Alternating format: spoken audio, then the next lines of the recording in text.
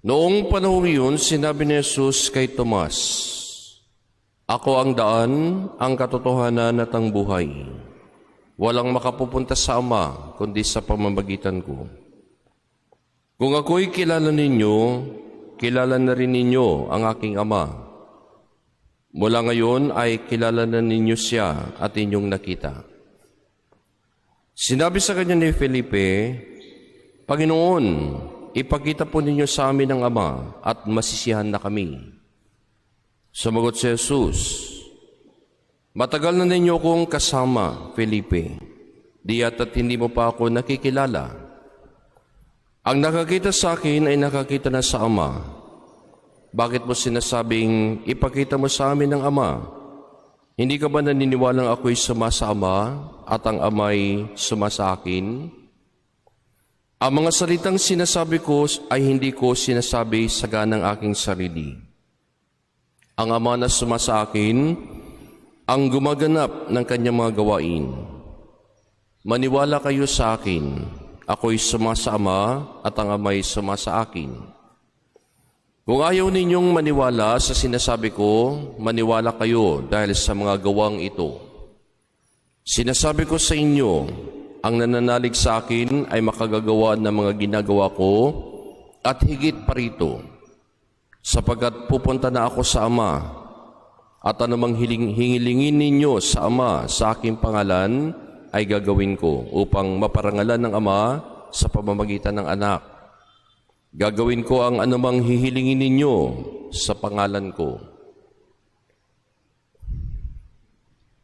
Mga kapatid, ang mabuting balita ng ating Panginoon. Pinupuri ka namin, Panginoong Hesukristo. Sa muli po, isang magandang umaga po sa inyong lahat. Magandang umaga rin po, Father Manny. Okay, so tayo ngayon ay nagdiriwang ng kapistahan ni na Apostol San Felipe at Santiago. Merong dalawang Santiago sa Apostol, di Saint James the Greater at yung Lesser. At ito yun, si Lesser.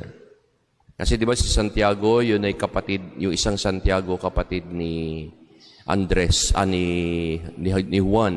Di ba si Juan? Si Juan at si Santiago, mga anak ni Zebedeo. Pero meron pang isang Santiago, ito ngayon ang pinagdiriwang natin na kapistahan kasama si Felipe. So, itong dalawa na ito ay mga alagad ni Kristo na patuloy na nagpapahayag ng kanyang muling pagkabuhay. At yun, sa buhay nila, nakamtan din nila yung persecutions na kaakibat ng pagpapahayag na ito, na ang buhay nila ang naging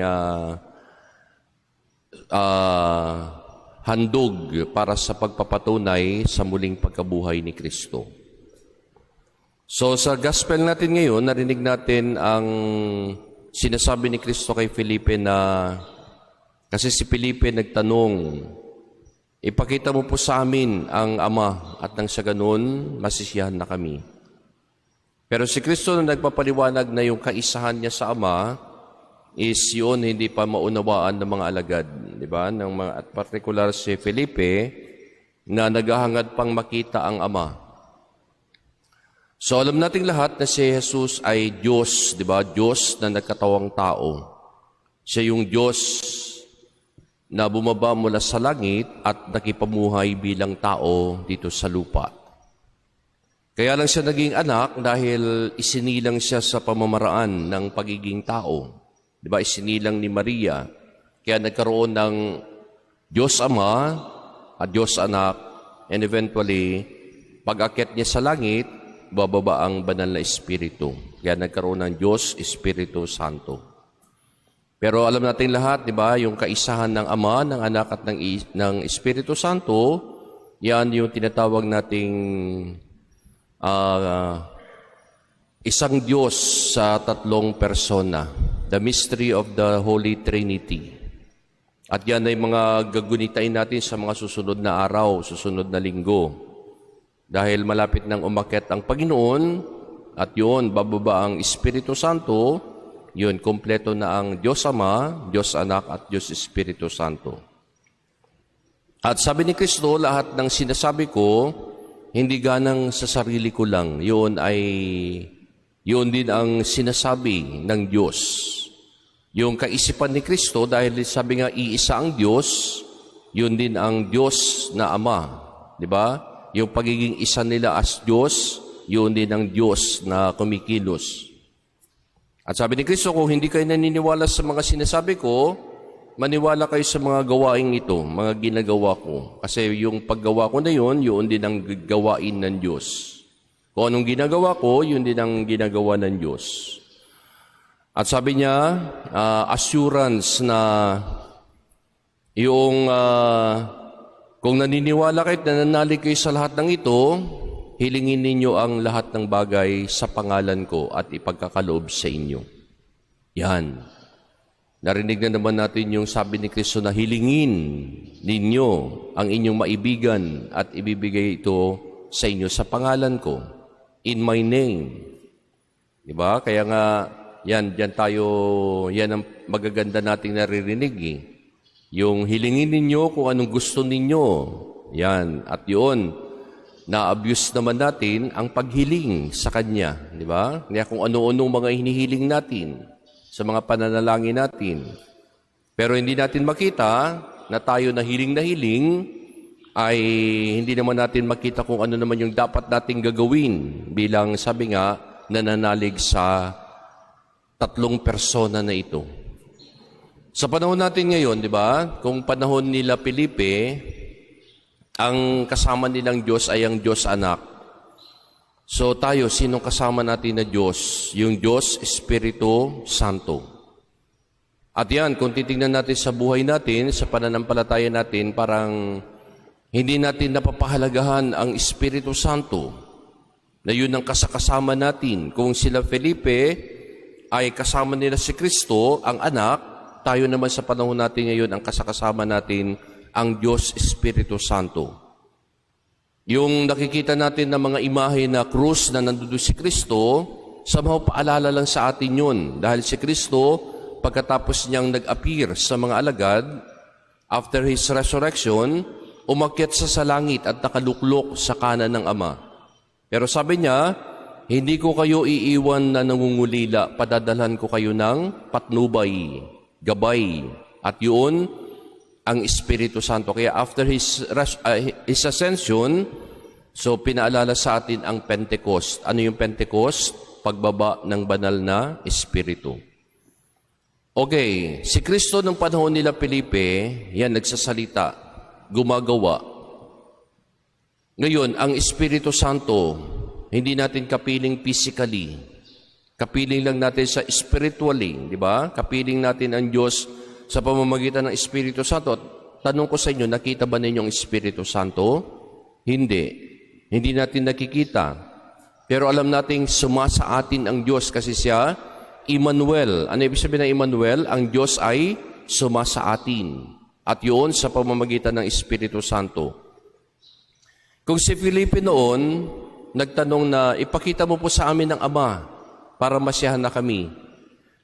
So sabi ni Kristo, kasama na ninyo ako. Hindi pa ba ninyo nakikita ang Ama? Hindi nyo ba diyan naririnig? Lahat ng ginagawa ko, yun ay gawain ng Ama. Lahat ng sinasabi ko, yun ang sinasabi ng Ama. Dahil ako at ang Ama, iisa. Ang Espiritu Santo, nagsasalita ba sa atin? Yan, kasi yun, yung physical na presence nung panahon ni Felipe, nakikasama nila ang Kristo. Pero tayo ngayon, physically, nakikita ba natin ang Espiritu Santo? Naririnig ba natin ang tinig niya? Dapat. Di ba? Dapat nating maramdaman yun. Dapat nating makita yun na sabi nga sa lahat ng ginagawa natin, yun, maparangalan natin ng Diyos. Lahat ng mga bagay na nangyayari sa buhay natin, ito yung tinatawag na udyok ng Espiritu Santo, prompting of the Holy Spirit. Huwag yung sasabihin natin na lahat ng bagay na ginagawa natin dahil yung sa kakayanan natin. Hindi. Lahat yon ay mga udyok ng Espiritu Santo. Kayo, di ba? Nandito kayo ngayon. Huwag natin sasabihin na, dahil gusto ko magsimba eh. Lahat yun, udyok ng Espiritu Santo. At lahat yun, pagsasalita, pagsasagawa ng Espiritu Santo, pagkilos sa atin ng Espiritu Santo. Para yun, makita natin at mapahalagahan natin yung presensya ng Diyos. Dahil, sabi nga, ang Espiritu Santo na ito, nakasakasama natin, yun din ang Diyos Ama, yun din ang Diyos Anak, yun din si Kristo. Kaya yun, dapat natin mapahalagahan ng Espiritu Santo sa buhay natin. Para na sa ganoon, kung makita natin kung paano kumikilos ang Espiritu Santo, makikita natin ano yung dulot niya sa atin. At ito na nga, yung sinasabi ko parati na the 7 gifts of the Holy Spirit. And once na ma-apply natin ang mga bagay na yun sa buhay natin, yan, magkakaroon tayo ng bunga. At ano yung bunga na yun? The 12 fruits of the Holy Spirit. Alam niyo ba yun? Dapat alam niyo yan lahat ha. Yung 7 gifts of the Holy Spirit, paano natin i-apply sa buhay natin, at yung 12 fruits para lumabas sa atin. Diba? Hindi yung, actually, kung titingnan natin, yung paglabas ng bunga na yun, bunga ng Espiritu Santo, it should be spontaneous. Diba? Yung talagang mula, kung ang pagninilay natin sa Espiritu Santo, yung kanyang 7 handog sa atin, pag yun talagang isinabuhay natin mula sa puso natin, halimbawa, yan, ano yung mga 7 gifts of the Holy Spirit? Yan, karunungan, wisdom, knowledge, understanding, fortitude, counsel, piety, and fear of the Lord. Yan, pag lahat yan nakita natin at na parang sa atin pa, ito yung pagsasalita sa atin ng Espiritu Santo. Karunungan, lahat ng bagay na nagaganap sa atin, maka-draw out tayo ng wisdom. Diba? Yung halimbawa, nakita mo yung visit mong kapitbahay. Ano kayong wisdom sa akin ng Diyos? Bakit itong tao na ito ang ipinakita sa akin unang araw na ito? Diba? Nakita mo na tuyo lang ang ulam ninyo. Ano kayong wisdom ng Panginoon? Bakit tuyo lang ang ulam? Diba? Sa lahat ng bagay, makita natin yung wisdom ng Diyos. Bakit kaya ako pinagsimba ng Diyos ngayon? Di ba? Dahil gusto niyang matuto tayo, meron tayong karunungan na dapat na matutunan. Yan.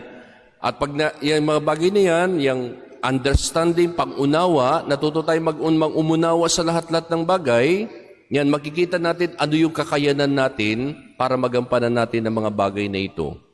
Di ba? Sasabihin natin, gusto ng Panginoon na maging pasensyoso ako, so uunawain ko na lang itong kapitbahay ko na ito. So ano yung gagawin mo na pangunawa? Magtitiis ako, fortitude yun. Titingnan ko kung anong tama't mali para yung reaction ko sa kanya, maging aware ako kung tama ba yung reaction ko na magalit o tatahimik na lang ako, hindi ko na lang siya papansinin para hindi ako magkasala. Kasi kapag nagkasala ko, takot ako sa Diyos na mapahiwalay sa Kanya. Yun. Kaya ngayon, magtitimpi ka, magtitiis ka, ano tawag dito? Self-control.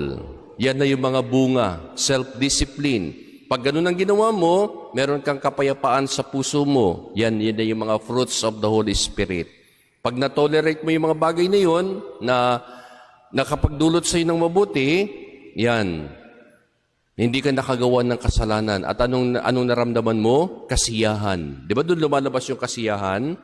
Di ba? So yun, masaya yung kalooban mo na hindi ka nakagawa ng kasalanan, hindi ka naapektuhan sa mga bagay-bagay dahil inunawa mo, understanding, tiningnan mo kung anong kalooban ng Diyos, wisdom, yan.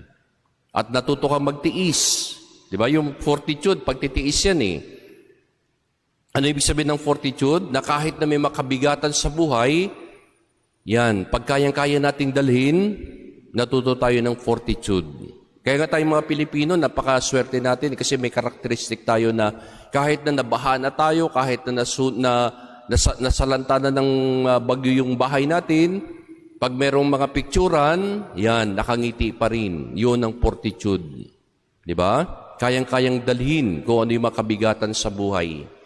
Yung counsel, di ba? Aalamin mo kung ano yung tama't mali para makita mo na kung ano yung dapat mong gagawin. Kaya ito, pag na-apply natin ng 7 gifts of the Holy Spirit sa atin, kumikilos sa atin ng Diyos, kasama natin ng Diyos. Yung Ama at ang Anak, kasama na natin. Hindi na tayo katulad ni Felipe na magtatanong, ipakita mo po sa amin ng Ama para masiyahan kami. Masisiyahan tayo dahil lahat yon udyok ng Espiritu Santo. Joy, isa yan sa mga fruits of the Holy Spirit, kasiyahan. Kaya kung masaya tayo sa buhay natin ngayon, talagang kahit pa naghihirap tayo, nagdurusa tayo sa ganitong pandemya sa buhay natin, nasa atin ang Diyos, ang Espiritu Santo. Kaya sana katulad ni Felipe, yan, kung sumasa atin ng Diyos, maging instrumento din tayo ng kadakilaan ng Diyos sa iba. Yun, maiparamdam din natin sa iba yung presensya ng Diyos. Para tayong lahat, maging tunay na mga Kristiyano. Manatili sa atin si Kristo, manatili sa atin ang Ama, at ang Espiritu Santo. Para yun, tunay na talagang ang Diyos ay sumasa atin. Amen? Okay, so tumayo po tayong lahat.